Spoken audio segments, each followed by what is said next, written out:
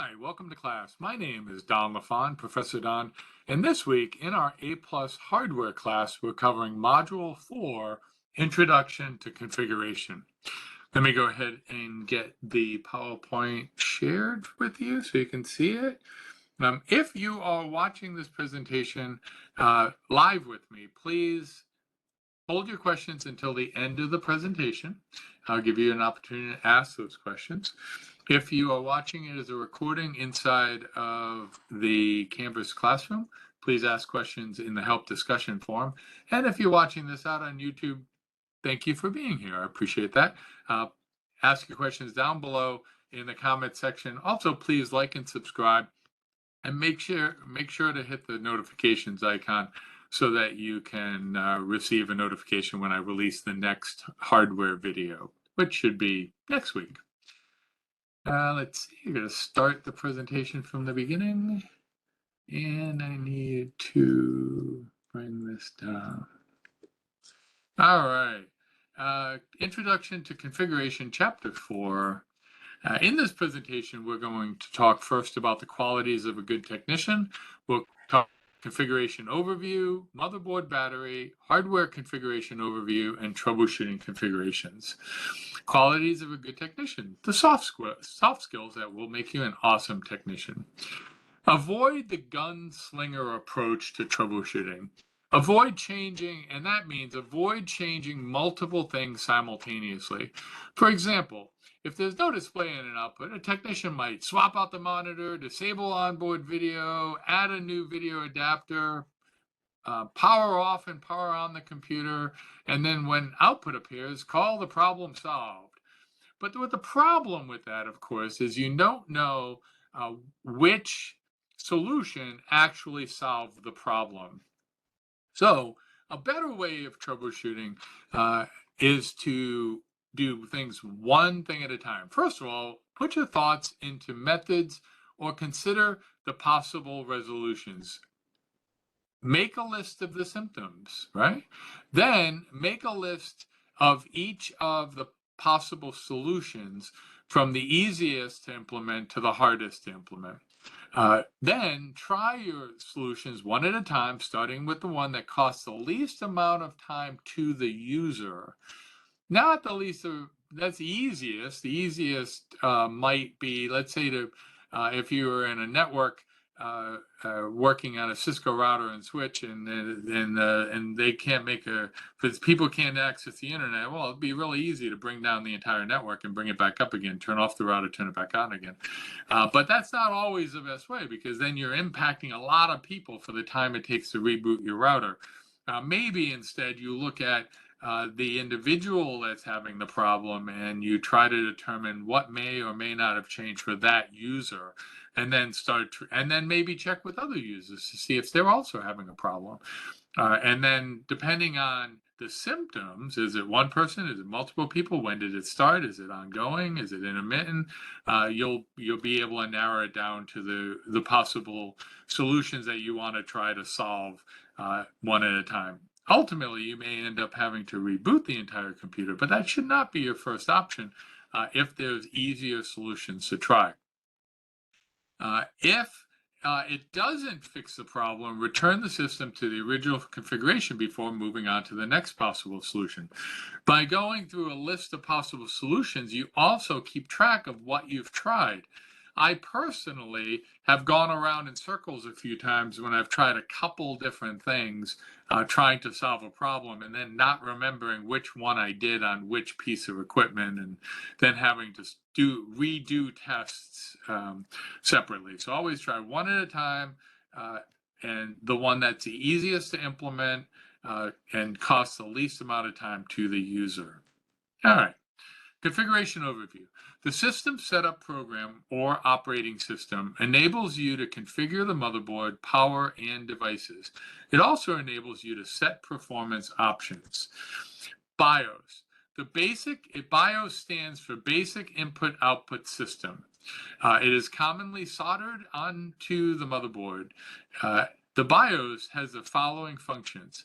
It holds and executes power on self-tests, the POST.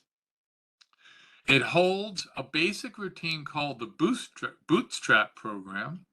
It holds a setup, preferred setup for the user, and turns control, and then it turns control over to the adapter's onboard BIOS. Now, BIOS is considered non-volatile memory. BIOS they say it's soldered onto the motherboard, but it's just RAM that retains what's been loaded into the RAM even though the computer is rebooted. We call it non-volatile memory. The setup program. Setup software is built into the system BIOS chip on the motherboard. During the boot process, most computers specify which keystrokes will launch the setup program, such as tapping on escape, insert, delete, F1, F2, F10, F8 multiple times. I've seen that as well. A message will show and is usually in one of the four corners indicating that once you hit those keys, indicating that you have reached the setup, and then you can make a decision whether you want to set up, go into F1, or if you want to exit. And here they're showing you, there may be different options to load setup, and it's not the way it shows in the picture. Press F1 and setup is not always in the top left-hand corner. F2 equals setup in the top right. They're just showing you different examples and how it may show up on your screen, reminding you of what to do to get into the setup. Now, my computer, for example, is delete. I was actually thinking, hey, I'll show you what happens on my computer. And then I realized, oh yeah, if I restart my computer, I lose all of you. So let's not do that, okay? But I'm sure you've seen it. When you restart your computer, you'll get in one corner of your computer, it'll tell you what to do to get to setup. Flash BIOS. Flashing the BIOS allows changing the BIOS without installing a new chip or chips. You do one of the following to determine the current BIOS version. You can watch the computer screen as it boots.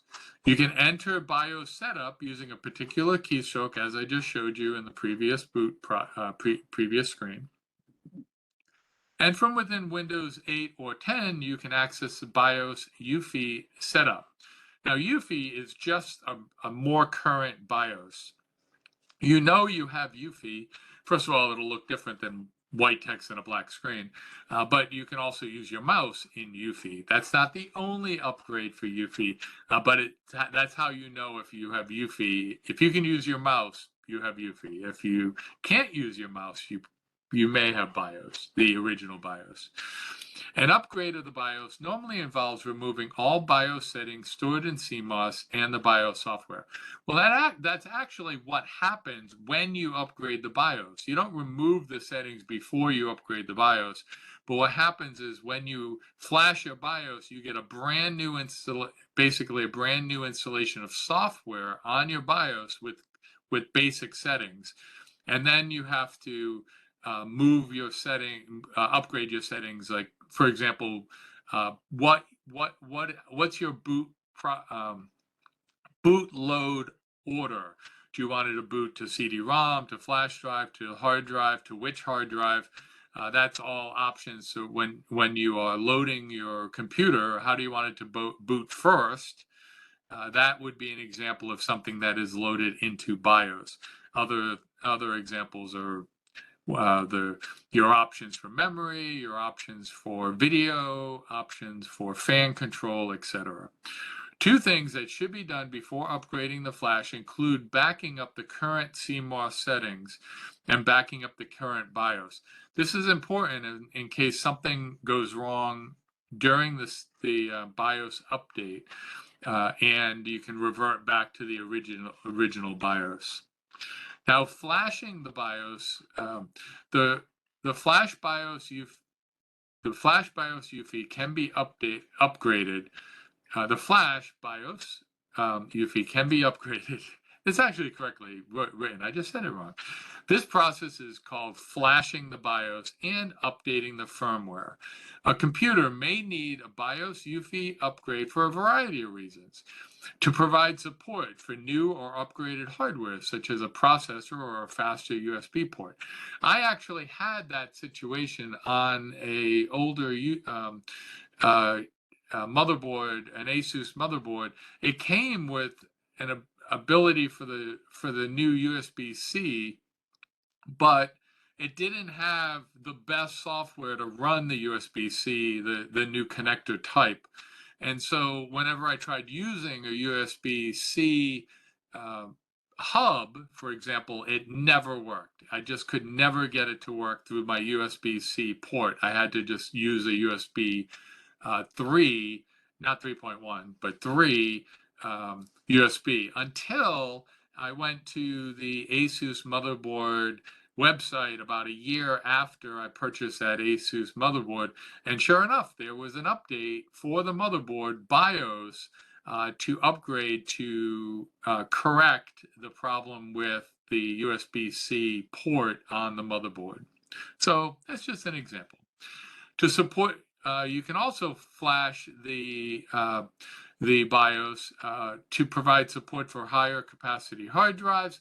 I had that experience as well. I had a RAID cabinet that had 14 terabytes of information on it, and for some reason my computer just couldn't talk to it until I updated the BIOS to allow for the higher BIOS. Now, just adding a 14 terabyte hard drive would have probably run you into the same problem that I had with the external drive. But the external drive, I guess it was only 12 terabytes. It was four 4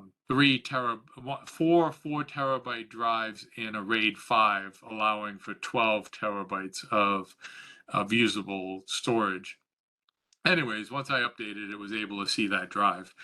You can also upgrade your BIOS for increased virus protection, for optional password protection, to solve problems with the current version, to provide a security patch, and to reduce the time a computer takes to boot.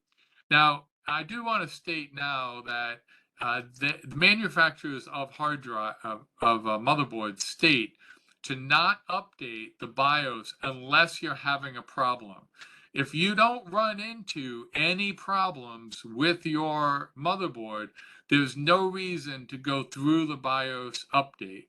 Just leave it the way it is. If you're not running into any problems that you want to fix, there's no reason to go look to see if there's any updates. I only went to look for updates because I had two problems with that motherboard. My newest motherboard, I have yet to run into a problem with. So cross my fingers. Of course, now that I said that, tomorrow I'll run into my first problem. Now, UEFI stands for Unified Extensible Firmware Interface, also known as simply as EFI. I always call it UEFI. Interface between the operating system and the firmware. UEFI fixes the original BIOS issues, like, for example, not being able to have a mouse.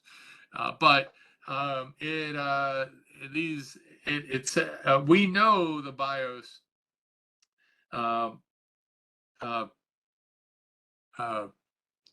the software runs in between the firmware that's loaded on the BIOS, the boot manager, Windows boot manager, and ultimately it loads the operating system loader and then the operating system's kernel. Now, the kernel is what sits between you, the user, typing on your keyboard saying, I want to play a game, and the actual hardware doing whatever you want the hardware to do. Perfect example is you're in the middle of a game and you shoot a round from your gun, and what happens? Well, what happens actually has to be processed by the processor, loading into the cache memory that's on the processor. We talked about that last week. Loading onto the into the registers and all that stuff. You don't personally load anything into a register, right? So that's what the kernel does. It sits between you, the operator, and the actual hardware. This is what it looks like. And it's the interface between the operating system and the firmware, allowing you to make firmware changes to the firmware, such as fan speed, overclocking. Unlike the original BIOS environment, you can use your mouse and possibly do some of the following. You can connect to the internet directly in the BIOS. I had that capability. If you can't have, let's say you're I never needed to use it, but let's say your operating system is down and you just can't get Windows 10 to boot, period. Just won't boot, or Windows 11, whatever you're currently using. By allowing you to get to the internet with a basic browser from BIOS, from UEFI BIOS, your computer allows you to go online to possibly download the updates or download a correct a fix for the problem that you're having. Maybe you need to reinstall Windows, but you don't have another computer in your home to download the Windows 10 or whatever operating system you're using boot disk. You can do it at this level and then run it at the DOS prompt and then fix the problem so you can get into the operating system. A very real troubleshooting scenario. Run applications, run a virus. Don't run a virus, right? You don't want to run a virus. You want to run a virus scan. I need to fix this. Hang on a second.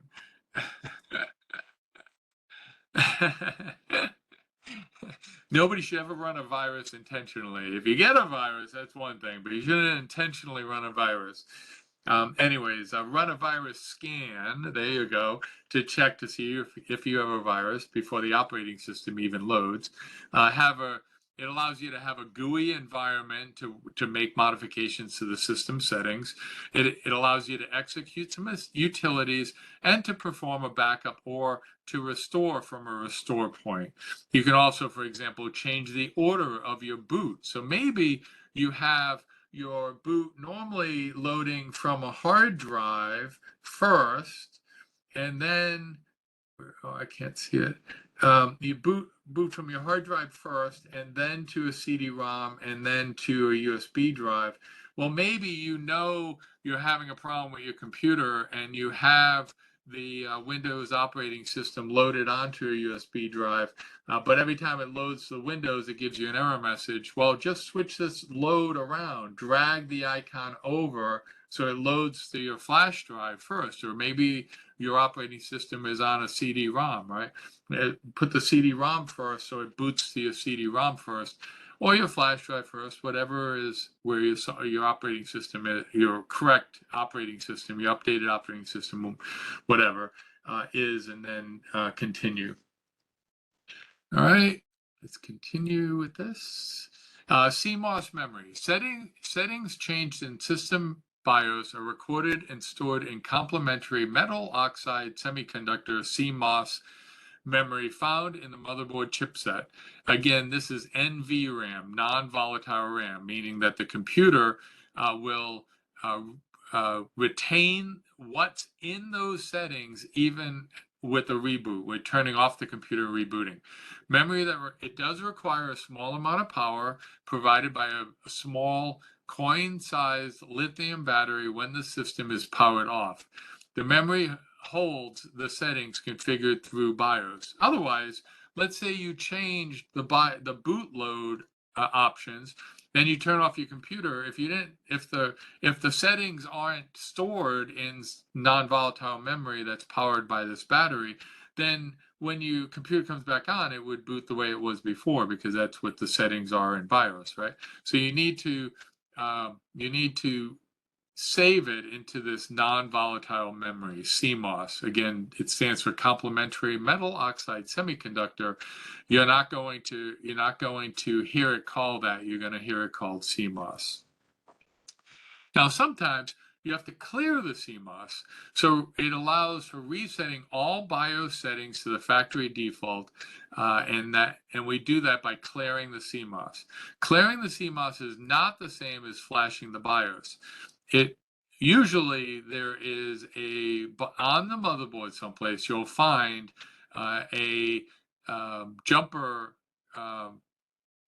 connection with a what do you call that? A jumper connection. Anyways, so let's say it's normally on 1 and 2 according to, and you should always refer to the motherboard configuration manual, the motherboard manual, to determine how to do this. Make sure you do it right. And all you do is take off this jumper, and instead of pin 1 and 2, you put it on pin 3 and 2. Now, every motherboard is going to be different, but once you put it onto that setting, you leave it there for however long the motherboard manual tells you to leave it on there for, just a few seconds usually. And then you got to remember to put it back to the storage position, say pin 1 and 2. Now it's important because, or however you find it, you need to put it back to however you find it. Maybe they don't have a jumper at all. Maybe they have the jumper just on pin 1 hanging off to the side. Every motherboard is different. So you need to put it back to the way it was. Otherwise, if you leave it in the clear CMOS setting and then you reboot your computer, well, guess what? It's going to keep clearing the CMOS, and you're never going to get back to where you're storing those CMOS settings. So put it back to however it was before. Other configuration parameters may be accessed via the setup program or operating systems. Include interrupt requests, input-output addresses, direct memory, access DMA channels, and memory addresses. These parameters are assigned to individual adapters and ports such as disk controllers, the USB, serial, parallel, and mouse ports. In today's motherboards, interrupt requests, IRQs, are usually set automatically.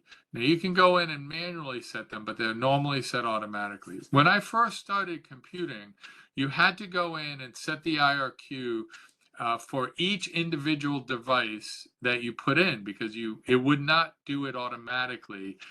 Today's computing devices are all automatic, and the computer will, you add hardware to your computer and it automatically assigns unused addresses so that so there are no overlapping and two pieces of equipment using the same interrupt, then you have a conflict.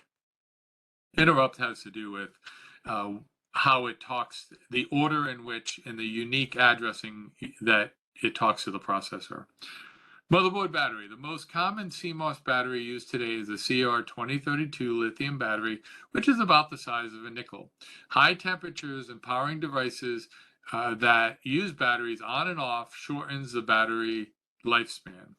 Computer motherboard batteries last 3 to 8 years, and replacing batteries is not an issue. Not the issue it used to be. I'll tell you the truth. I've only replaced one battery in all of the years that I have used motherboards, and I replaced it thinking I had a problem. I'm not sure if it fixed the problem, but since I replaced the battery, I went ahead and left it.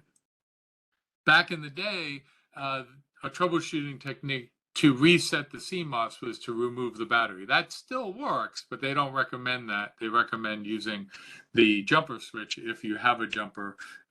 That's what its purpose is.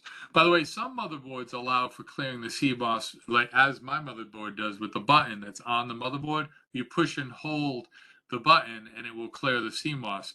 And the reason for that is whether it's a jumper on the motherboard or pushing that button, the reason why they give you a manual way to clear the CMOSs. Let's say you're trying to overclock your motherboard and you make some configuration changes to your CMOS in BIOS or UEFI BIOS to try to improve the performance of your computer. But ultimately, you get to the point where your computer won't boot, or it goes into a loop during the boot and it doesn't allow you to get to BIOS. At that point, your computer's bricked. You can't get to the setting to reconfigure it to something that would work better.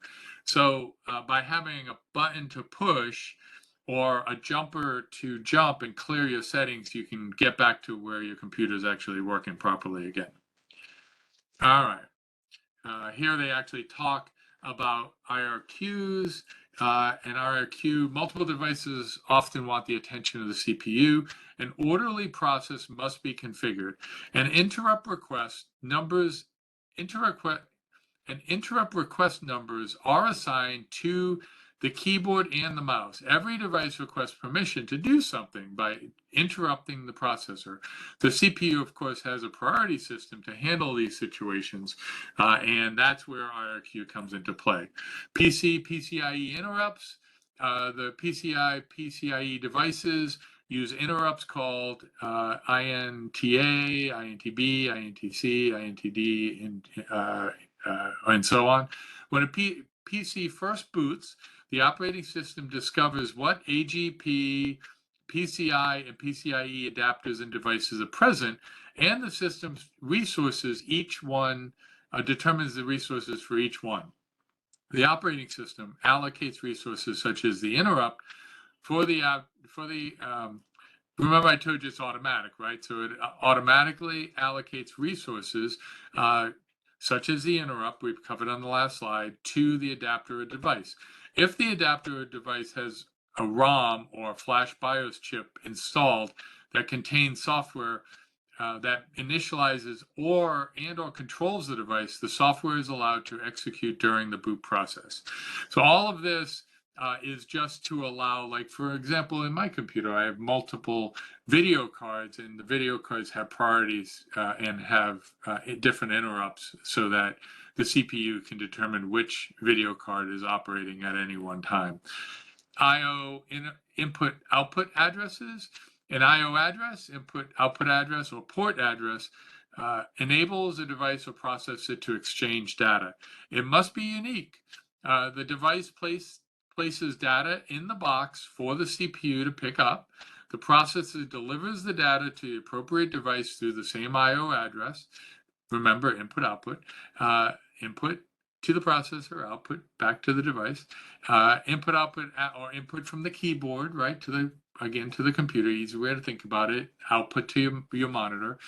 I/O addresses or addresses for the processor to distinguish among the different devices with which it communicates. Memory addresses. A memory address is a unique address assigned to the memory chips installed anywhere in the system. We've already covered cache memory. We covered that as part of our review of CPUs last week, cache 1, 2, and 3. Those are types of memory, as are the RAM chips that you put in the RAM slots on your computer. We talked about how I have 128 gig of RAM, but most computers only need about 8. The memory addresses is used by the CPU when it accesses information inside the chip. Memory addresses shown in a range of hexadecimal addresses in the device manager.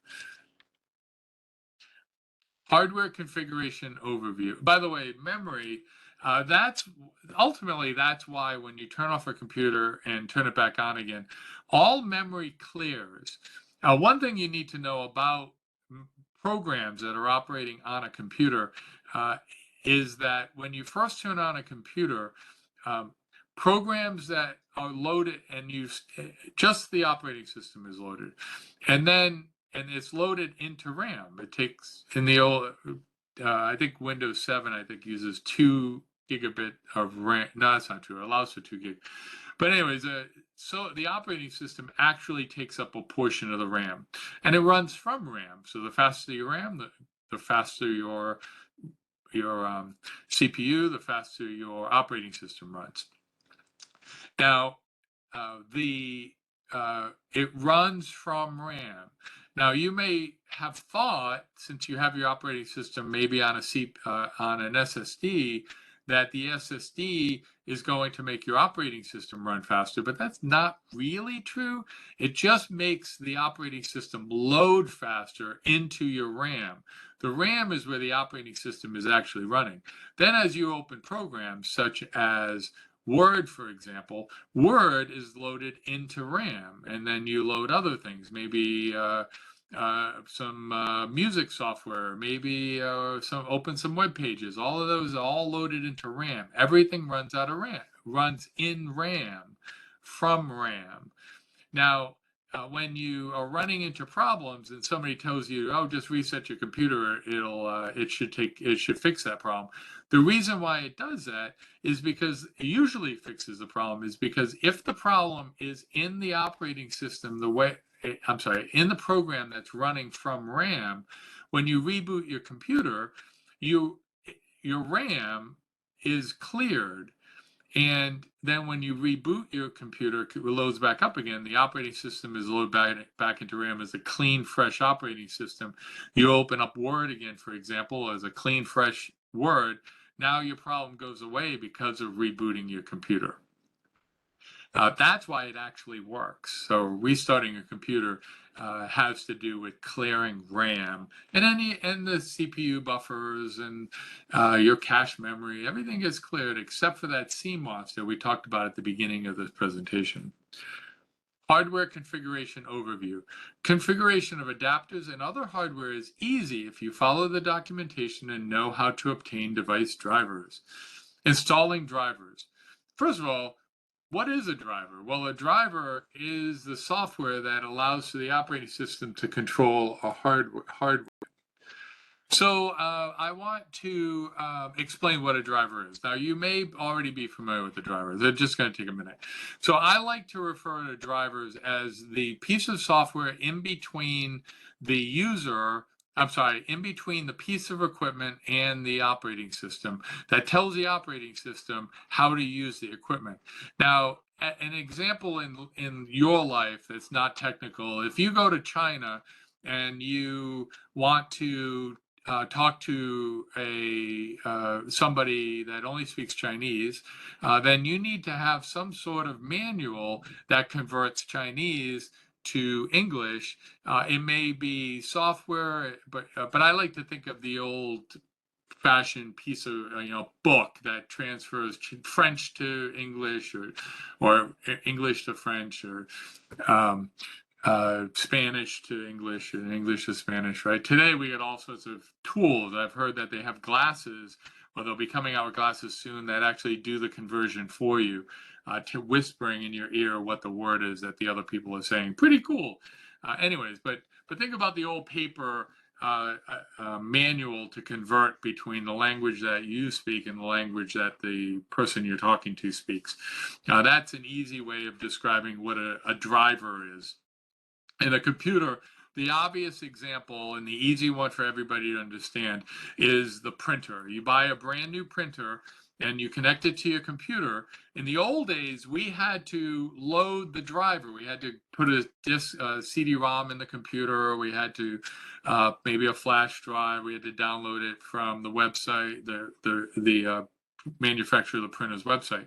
In today's world, we don't do that with drivers. In today's world, you plug a printer into the computer, and most likely Windows will definitely try to reach out to the driver database that Windows has in the internet, in the cloud, find the right driver that the manufacturer posted, and then install it automatically. You do that automatically. Everything you connect to your computer in today's world is done pretty much automatically for you. Plug in a new USB drive, it downloads the right software. Plug in a printer, it downloads the right software. Now, every now and then that doesn't work. And you have to manually go find a driver for a device. For example, when I uploaded to Windows 11, my printer stopped working. Unfortunately, my printer is 15 years old, and they don't make a Windows 10 driver for the printer that I have. Now, it worked before when I only had Windows 10 because I had updated the software from, I don't know where I started, but it went from, let's say, Windows 7 to Windows 10, now to Windows 11. When I wiped the hard drive to clean some problems out, I lost that driver that was working perfectly fine. Now I have a printer that the manufacturer no longer supports. There is no driver for the newest software. And instead of it printing with all the fancy dancy options, I have to print manually 1 page at a time from the feed. It's with the Windows 7 driver. It would be like having that Chinese manual, but in a different dialect than the person that speaks Chinese in front of you. They'll kind of pick up on some of the things you're talking about, but not all of the things. Also, sometimes a generic driver installs automatically, and when that generic driver installs on your computer, it may allow for some features to work for the new printer, but not the scanning and the faxing and all that stuff. It'll be a printer. It'll have the basic drivers but you need to download and install the specific software for that printer.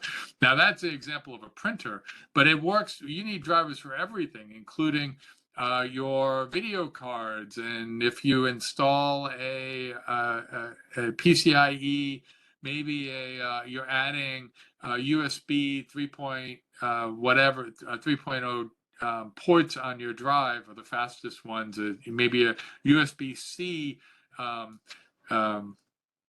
port in a PCIe slot. You need to load the drivers to tell the computer how to actually talk to that device that you've just put into the computer. Again, let's just see what the screen says here. So drive is software that allows the operating system to control the hardware with all the features of the hardware. The operating system detects the adapter hardware installed and adds the device configuration information to the registry automatically. The registry is a central database in Windows that holds hardware and information and other data. You go to regedit to edit the registry, but don't do that unless you're following very specific directions. Regedit to edit the registry is a very scary thing to do, and if you're just willy-nilly deleting things in there, there's a good chance you're going to mess up your computer. All software applications access the registry for configuration information instead of going to the adapter.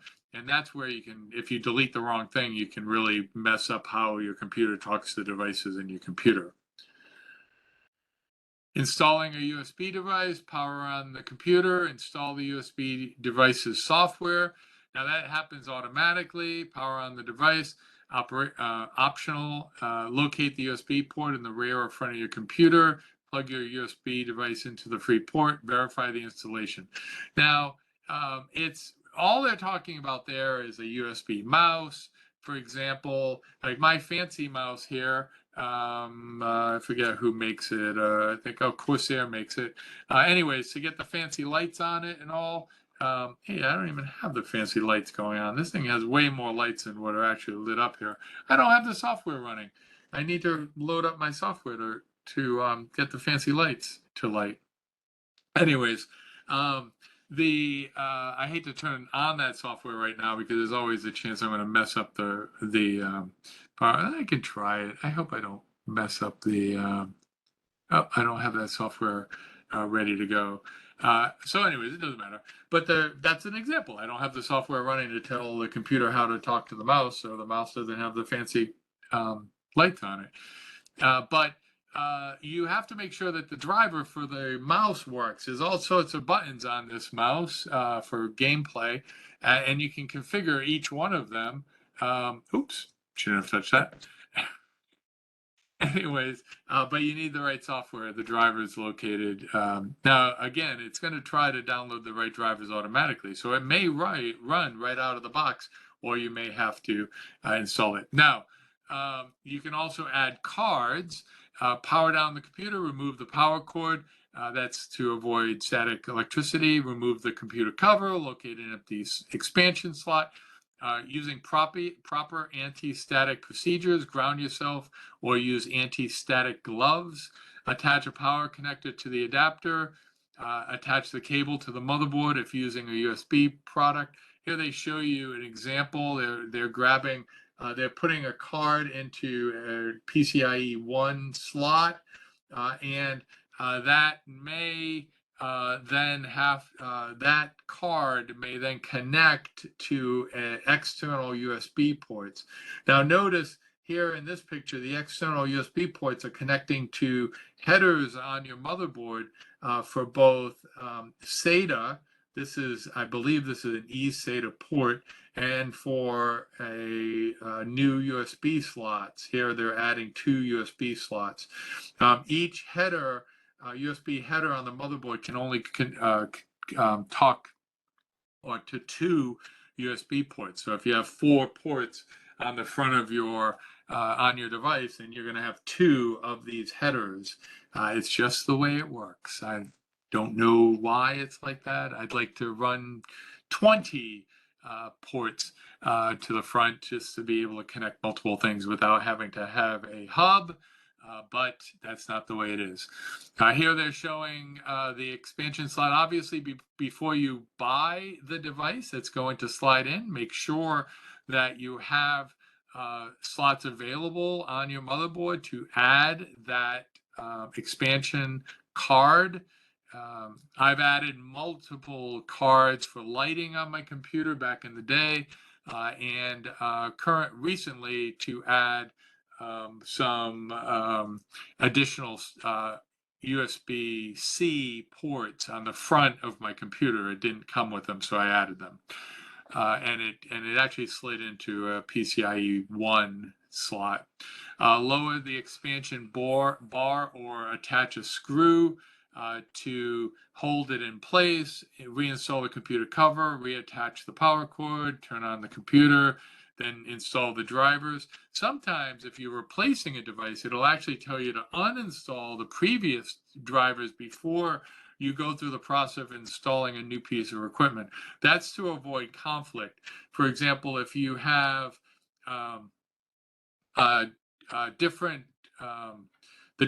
2 different major manufacturers of video cards are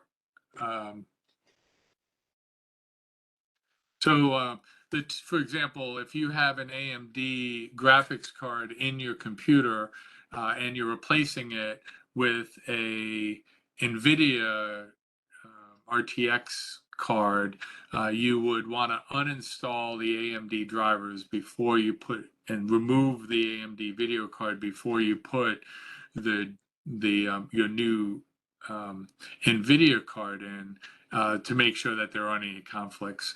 You can probably get away with not doing that, but it's just good policy to remove the drivers for equipment that's no longer in your computer. There's no need to have the AMD video card drivers in the computer if you no longer have an AMD video card. That just makes sense. Once you leave China, you can toss that book because you're probably not going back again. Unless you're going back.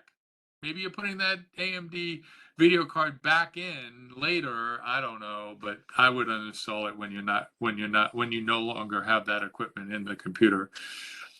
And then of course test it to make sure that it works. And here they were adding external ports, and then so the way you test it, connect something to the USB device and see if it works.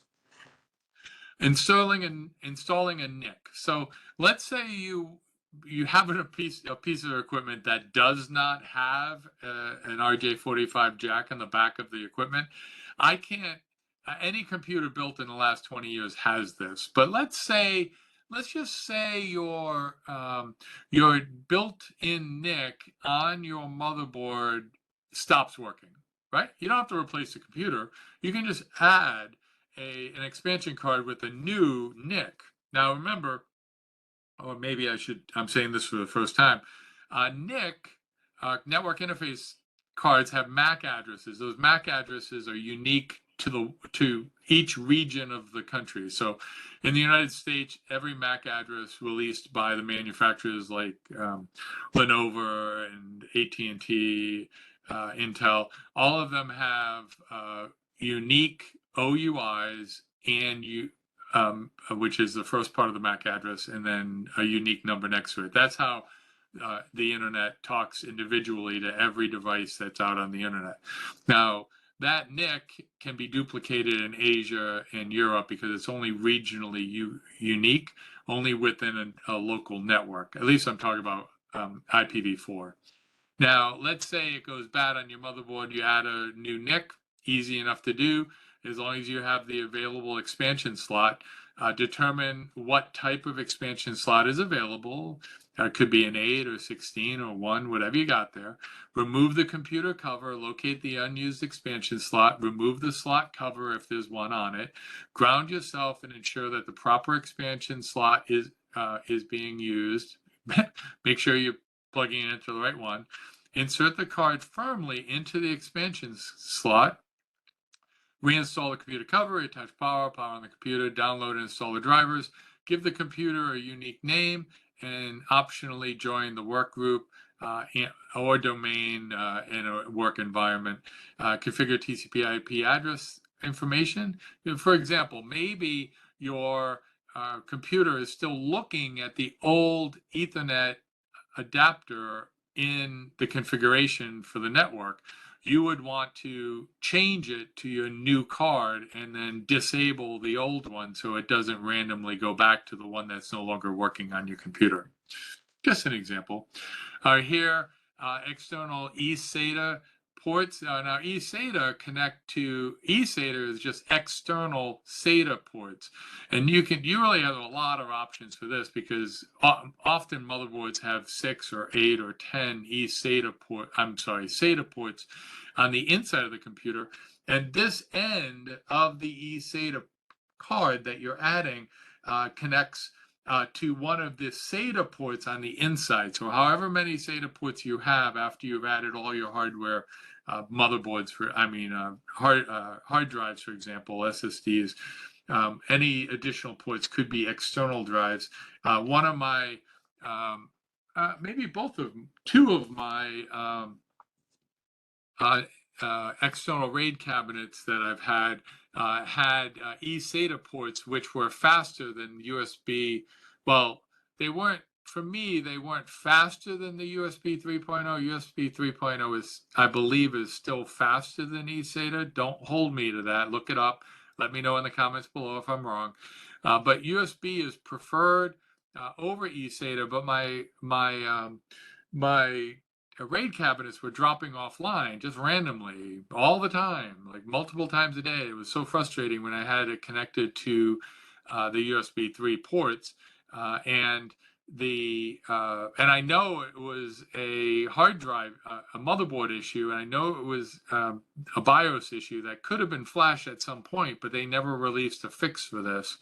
So all I did was just add some external eSATA, and I ran those external RAID cabinets to an eSATA port, and they never dropped offline. So it was definitely not a problem with the drive, with the external drives. It could have been USB 3 problem with the external RAID cards, but I would think they would release some sort of fix, firmware fix for the external drives, external RAID cabinets. So I would suspect that it's probably the hard drive. I mean, the motherboard just wasn't talking to it. Anyways, this is real. I've added it.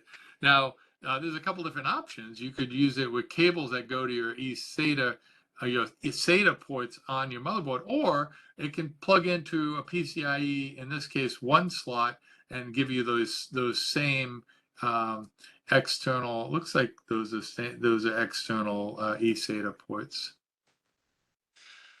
Video, you can have one or more video cards in a computer. This is a picture of a very old video card, but it does have HDMI. It does not have DisplayPort, which is today's standard. And VGA, you're like, why do they still have VGA? Well, a computer will always boot to VGA. Actually, my RTX 3090s do not have VGA ports on them. But most video cards do, because a computer will always boot to VGA without drivers. So if you're having a problem booting to this is HDMI or your DVI port. You can always go to VGA, connect, download the right drivers for the video card, and then these ports would work correctly. Video installation tips. And we've already talked about why we have a video card. It's so that it can do the heavy duty mathematical operations that you have with the video and remove those requirements from your CPU. But you need to tell the CPU how to send the information to the video card. So you need to download drivers, use the correct interface type, and make sure the motherboard has an available slot for your video card. Use proper grounding techniques, download the latest drivers. I told you about that already. Make sure you remove the old drivers first. Ensure the power supply can output enough power. Now, this is something that I have as a challenge for myself. I have a 1200 watt power supply in my computer, and I have right now 2 RTX 3090 video cards, and they each run about 300 watts. So that gives me 600 watts, and that's what you should have on your power supply. You should have to run most efficiently, it should only use about half of the power that your power supply can provide.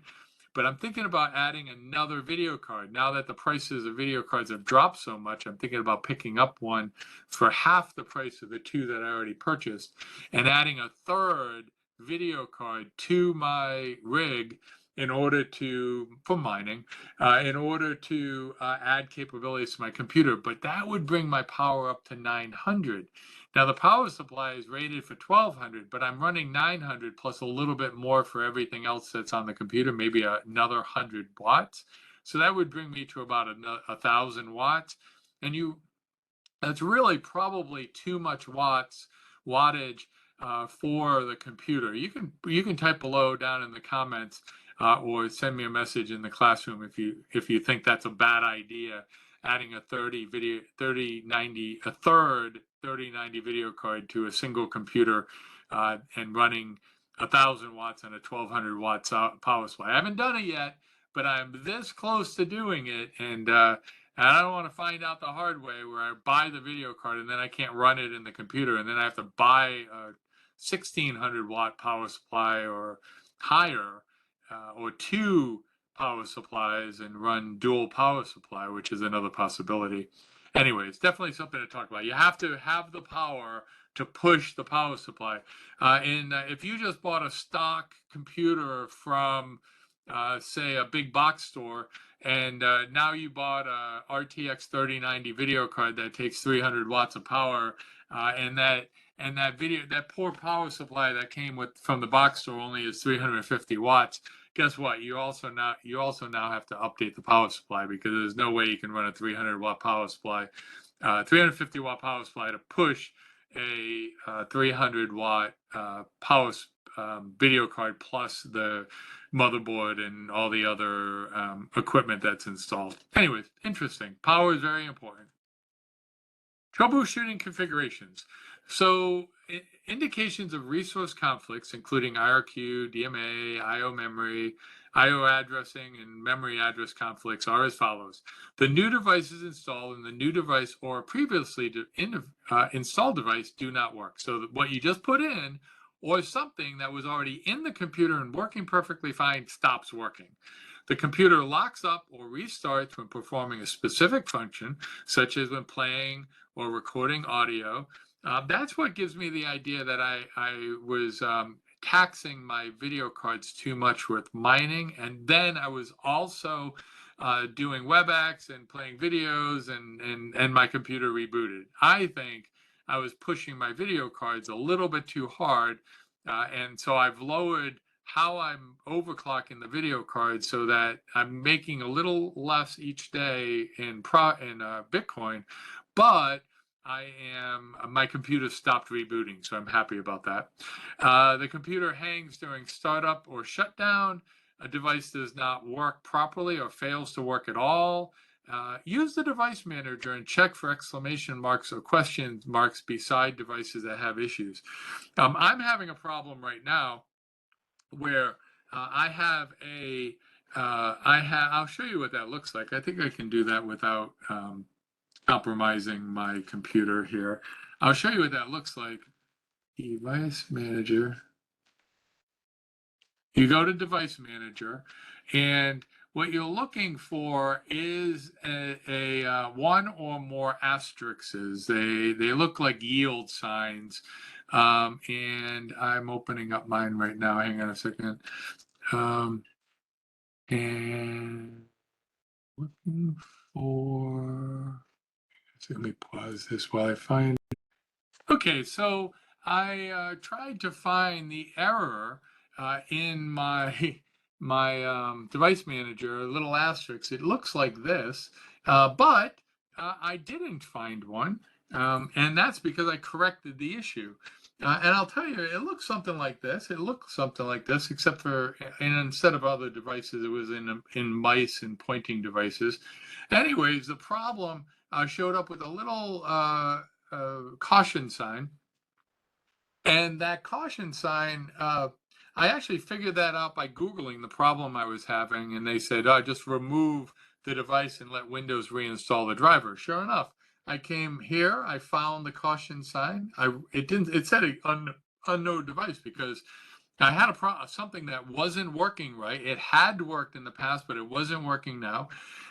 This just happened a couple days ago, and I right mouse clicked and I deleted it. Then I rebooted my computer, and sure enough, Windows, with the device still attached, Windows said, "Hey, I've got a new device," and so it went out to the internet. It found the device driver in the database of Windows device drivers, and it reinstalled the device properly, and this caution sign went away. So just now, when I went looking for a caution sign, I actually don't have any caution signs because I solved the problem. But this is what it will look like, okay?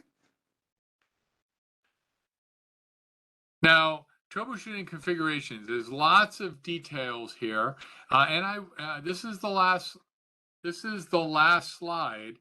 So there's only a few options. So I'll go ahead and read these options. So you might have messages appearing stating that the date and time are not set, the clock is not set, or all the saved BIOS UEFI settings are lost or unexpected issues occur in more than one applications. Check the date and time through the operating system. Check the date and time settings in BIOS to see if it matches. Replace the motherboard CMOS battery.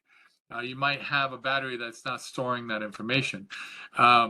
The interesting thing, though, is if you, in today's motherboards, if you can get to the operating system, you can go to the clock settings in your computer and you can choose to reset the clock automatically. And by going to adjust date and time. Now this is Windows 11, but you can set it automatically, or you can manually set it to adjust a daily saving time, for example. Some states don't use daylight savings time, even though they're in the central time, but they don't use it. They have to manually turn off automatic and then put adjust yes or no, select the time zone you're in, date and time, and then here's the sync. So my computer was last synced at 6:40 p.m. It syncs out to the what's called an atomic clock out on the internet, and that atomic clock keeps accurate timing, and then all computers are synced to that, and then we can all talk at the same time because we're all syncing to the same atomic clock that's out on the internet, or one of many that sync together. And then if you feel like your clock is off a little bit, you can just click sync now, and it will actually update the time and it will make a configuration change. Now, I love traveling. I live on the East Coast of the United States. I love traveling to New Orleans in Central Time Zone. And I have to make sure I change the time zone to Central Time Zone, because if I don't, my clock's off an hour and then I run into problems. So I have to remember to change that time zone, okay? So those are time settings. You cannot configure a system for visualization or XP mode. Enable visualization. That's one of the things that's inside of BIOS or UEFI. Attached devices does not work. If the device connects to a motherboard port, ensure that the port is not disabled in BIOS. Ensure that the device connects to the correct port, including a possible port on an adapter instead of the motherboard. If the device connects to a port on the adapter that is in the same type port as one found on the motherboard, the integrated port may need to be disabled in BIOS. Let me just give you an example that I've actually had here. So I bought a number of years ago, I bought a video card with four external HDMI connectors. I don't remember if any of them are DVI, it doesn't matter. But there were four connectors. And I came back to the house and I connected four things to the device, but only three of them worked. And I was like, "What? Wait a minute! There's four settings." I went to the configuration for that device and found out that the maximum is 3 ports. One of my RTX 3090 video cards has 6 ports, but in the RTX 3090 world, only 4 ports will ever work. Now, I then, back in the day, I know better now, but back in the day, I knew that there was an HDMI port on the motherboard that I could connect to. So I just added my fourth monitor to the HDMI port on the back of the computer, and nothing happened. And that's because the port was disabled. Unfortunately, with that motherboard, you could only have onboard video or a video card connected for video. You couldn't have both. There was no configuration to allow both. So I had to go buy a cheap video card for the video for that last monitor that I was trying to connect. I have the same problem now with 5 video. Now I have 5 monitors, but that fifth monitor goes to the second RTX 3090 video card, so it's working fine now. System locks up sporadically. If overclocking, put the system back to its original settings. Hint, hint, Don, that could have been the problem, and sure enough, I think that was the problem. Now, the computer hasn't rebooted in a couple days, so I think I solved the problem. Maybe I overclocked a little bit too much. The system is slow to boot or boots from the wrong device. Check the BIOS boot order. Maybe it's looking for your CD-ROM drive, then it's looking for your flash drive, and then it's booting finally to your SSD. So you have to make sure that your SSD is moved to the first slot so it doesn't waste the time booting to the other ports. And that is today's presentation. This book, the 8th edition, is the book that the A+ 220, 1001 and 220, 1002 A+ certification exam is. So these presentations I'm giving you, reading the book, doing some of the U-Certify assignments, will get you ready for the A+ certification. There's also, of course, additional videos online. I've mentioned it before. I really like Professor Messer's videos. He doesn't pay me for that, but that's how I got my certification. So I thank him for that help. After I went through the courses, I went through his 60+ videos for hardware and 60+ videos for software. Then I went in and I passed the test on the first try. I'm glad I went through this course first so I could teach it and I could get an underlying basis. So when he was talking, I was able to understand what he was talking about. He was very specific, but this course and my presentation is a little bit more broad to kind of get you in the ballpark and then narrow down to the seat you're sitting at for the game. All right. So make sure you pick up that book if you don't already have it. That is my presentation for today. Again, that was Chapter 4 in the Hardware A+ class here at the college I teach at. It is, I'm going to post it online shortly. Well, you all have it already. If you're here with me live and you have any questions, ask the questions in just a moment. Don't go anywhere. If you are watching this as a recording inside of our classroom and you have questions, please ask in the help discussion forum. If you're watching this video out on YouTube, please like and subscribe to the video. It helps additional people find my videos. Also, click on the notification link so when I record video 5, chapter 5 and 6 and 7 and 8, you get notified when those videos are out there.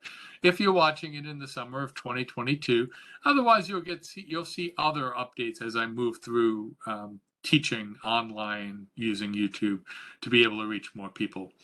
And I appreciate that. Thank you so much for coming to class. Thank everybody. I thank all of you for watching this video. Have a great learning week, and I will see you again next week when we cover chapter 5. Again, thank you for coming to class. It's been a pleasure teaching you today. Bye.